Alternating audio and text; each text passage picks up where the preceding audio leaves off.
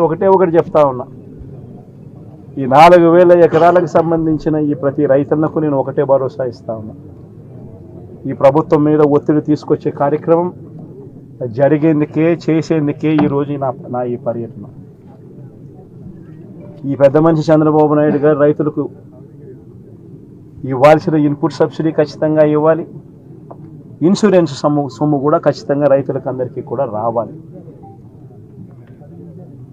ఏ రైతన్నకు కూడా ఇవి రాని పరిస్థితి ఎక్కడైనా ఉంది అని అంటే మాత్రం ప్రతి రైతన్నకు నేను ఒకటే చెప్తా ఉన్నా, కళ్ళు మూసుకుంటే సంవత్సరం అయిపోయింది, ఇంకా కళ్ళు మూసుకుంటే మరో 3 ఏళ్ళు ఓపిక పట్టండి. వచ్చేది మన ప్రభుత్వమే.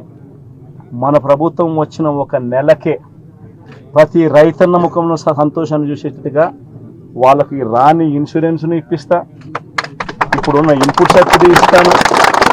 ఇవ్వడమే కాకుండా ప్రతి రైతన్నకు 2023లో ఏ రకంగా ప్రతి రైతన్నకు 50,000 రూపాయలు మళ్ళీ ఇచ్చినట్టుగా ఆ డబ్బు కూడా మళ్ళీ ఇచ్చే కార్యక్రమం కూడా ఖచ్చితంగా రైతన్నకు,